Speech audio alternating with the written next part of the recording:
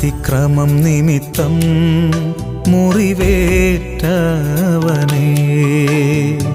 എന്ന കൃത്യം നിമിത്തം തകർന്നോനേ, എനിക്കായി രക്ഷ നൽകിയോനേ, എന്നെ വീണ്ടെടുത്തവനേ, നിനക്കായി ഞാൻ എന്നെന്നും ജീവിക്കും. ദൈവവചന ചിന്തകൾ കേൾക്കുന്ന എല്ലാ മാന്യ ശ്രോതാക്കൾക്കും ക്രിസ്തീയ വന്ദനം.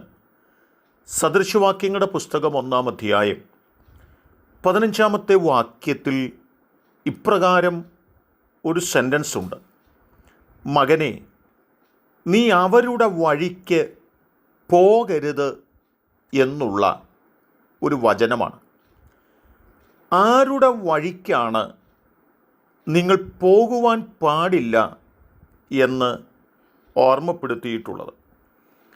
മേളിലുള്ള വചനങ്ങളൊക്കെ നാം വായിക്കുമ്പോൾ ദുഷ്ടതയും തിന്മയും അനീതിയും അകൃത്യവും കൊണ്ട് സാധുക്കളെ വിഴുങ്ങിക്കളയുവാനും സ്വന്തം നേട്ടത്തിനു വേണ്ടി നിർദോഷികളായ ആളുകളെ പീഡിപ്പിക്കുവാനുമൊക്കെ മുതിരുന്ന ആ നിലകളിൽ മുൻപോട്ട് കടന്നുപോയിക്കൊണ്ടിരിക്കുന്ന ആളുകൾ കടന്നു പോകുന്ന വഴികളിലൂടെ നിങ്ങൾ പോകുവാനായിട്ട് പാടില്ല.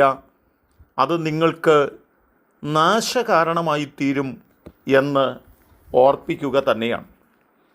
1-ാം സങ്കീർത്തനം 1-ാം വാക്യം പറയുന്നുണ്ട്: ദുഷ്ടന്മാരുടെ ആലോചനപ്രകാരം നിങ്ങൾ നടക്കാതെയും പാപികളുടെ വഴിയിൽ നിങ്ങൾ നിൽക്കാതെയും പരിഹാസികളുടെ ഇരിപ്പിടത്തിൽ നിങ്ങൾ ഇരിക്കാതെയും നിങ്ങൾ നിങ്ങളെ തന്നെ സൂക്ഷിക്കണം എന്നുള്ളതാണ്. കാരണം ദുഷ്ടന്മാരുടെ ആലോചന കേൾക്കുവാനായിട്ട് പോയാൽ അത് നിങ്ങളെ ദുഷ്ടന്മാരാക്കി തീർക്കും. പാപികളുടെ വഴിയിൽ നിങ്ങൾ നിൽക്കുമ്പോൾ പാപം ചെയ്യുവാൻ നിങ്ങളെ പ്രേരിപ്പിക്കപ്പെടും. പരിഹാസികളുടെ ഇരിപ്പിടത്തിൽ നിങ്ങൾ ഇരിക്കുമ്പോൾ ചില നിരപരാധികൾ പരിഹാസ വിഷയമായിത്തീരുന്നതിന് അത് കാരണമായിത്തീരും എന്നൊക്കെയുള്ളത് കൊണ്ട് നിങ്ങൾ എവിടെ നിൽക്കരുത്, എവിടെ നടക്കരുത്, എവിടെ ഇരിക്കരുത് എന്ന് സൂചിപ്പിക്കുകയാണ്. നിങ്ങളുടെ നന്മ പ്രതീക്ഷിച്ചാണ് ദൈവം അത് നമ്മോട് പറയുന്നത്.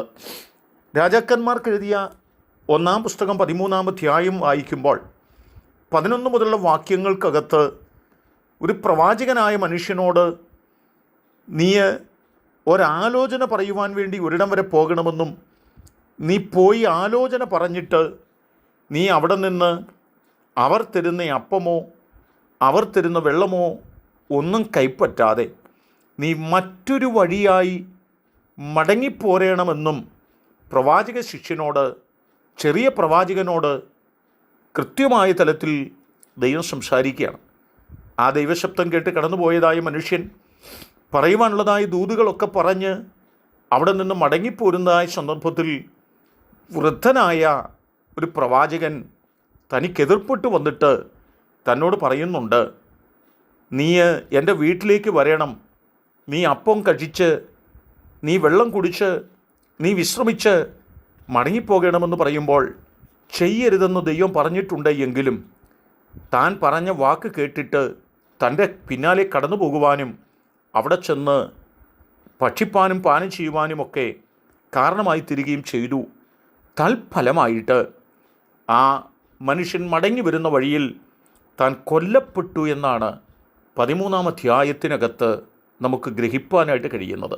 എന്താണ് അവിടെ സംഭവിക്കപ്പെട്ടത്?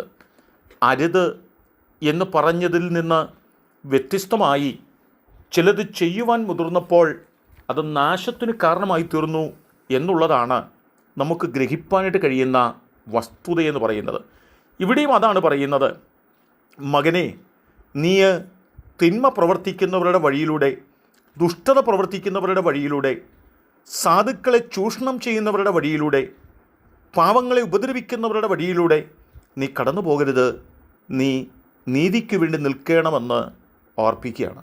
നമുക്ക് തിന്മ പ്രവർത്തിക്കുന്നവൻ്റെ വഴി തിരഞ്ഞെടുക്കുകയല്ല, നീതിയുടെ വഴി തിരഞ്ഞെടുത്ത് നമുക്ക് മുൻപോട്ട് പോകാം. അതിന് സർവശക്തിയുള്ള ദൈവം എൻ്റെ കേൾവിക്കാർക്ക് കൃപ നൽകട്ടെ. കരുണയുള്ള ദൈവമേ, ഞങ്ങൾ പോകേണ്ടുന്ന വഴികളിലൂടെ മാത്രം പോകുവാൻ, ഞങ്ങൾ നിൽക്കേണ്ട ഇടത്തു മാത്രം നിൽക്കുവാൻ, ഞങ്ങൾ ഇരിക്കേണ്ട ഇടത്തു മാത്രം ഇരിക്കുവാൻ, ആ തലത്തിൽ ദൈവാനുഗ്രഹമുള്ളവരായി തീരുവാൻ ഞങ്ങളെ സഹായിക്കണം. യേശു കർത്താവിൻ നാമത്തിൽ തന്നെ ആമേൻ.